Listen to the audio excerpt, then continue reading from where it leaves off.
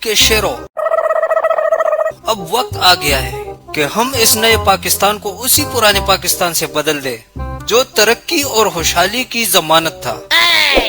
ارے کتنے اچھے دن تھے وہ، جب صبح صبح اخبار کھولتے تھے اور دیکھتے تھے تو اپنے محبوب قائد کا چہرہ اشتہار کی شکل میں ہماری نظروں کے سامنے آ جایا کرتا تھا۔ اور کتنے حسین دن تھے وہ جب بڑے میاں صاحب کی ایک جھلک دیکھنے کے لیے ان کے گھر کے نیچے آ جایا کرتے تھے۔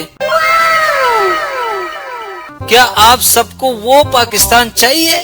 ہاں، تو بس پھر آپ نے چھوٹا سا ایک کام کرنا ہے، آپ سب نے مل کر مار کھانی ہے۔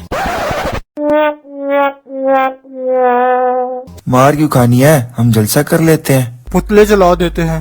ابے دیکھیں، اس وقت پارٹی کو آپ کے جلسے اور دھرنوں سے زیادہ آپ کی سوجے ہوئی شکلیں چاہیے، آپ کے ٹوٹے ہوئے بازو چاہیے، اور اگر 100-200 لاشیں مل جائے تو سونے پہ سہاگا ہے۔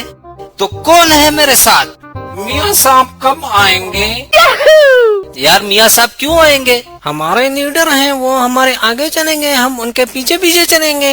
یار دیکھو، ڈاکٹر نے انہیں منع کیا ہوا ہے، پاکستان کی آب و ہوا انہیں سوٹ نہیں کرتی، اگر وہ یہاں آ بھی گئے تو سروسز میں پڑے رہیں گے تو کیا فائدہ؟ اس سے اچھا نہیں ہے کہ وہ لندن میں بیٹھ کے آپ لوگوں کو سپورٹ کریں گے۔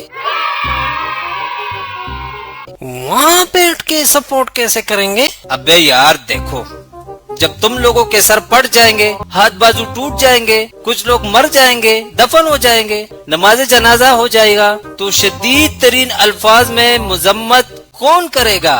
میاں صاحب ہی کریں گے نا۔ تو کون ہے میرے ساتھ؟ کھانے میں کیا ملے گا؟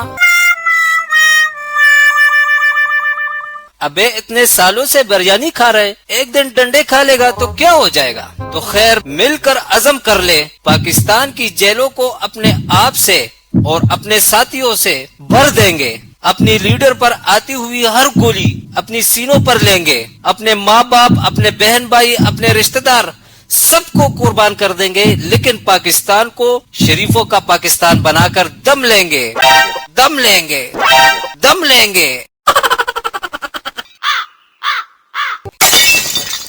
تو یہاں کیوں بیٹھا ہے؟ چنٹو نے کہا تھا کھانا ملے گا۔ یار گیٹ سے باہر جا، لیفٹ لے، سامنے عمران خان کی پناہ گاہ ہے، وہاں سے کھا لے، ٹھیک ہے؟ ارے نکل یہاں سے۔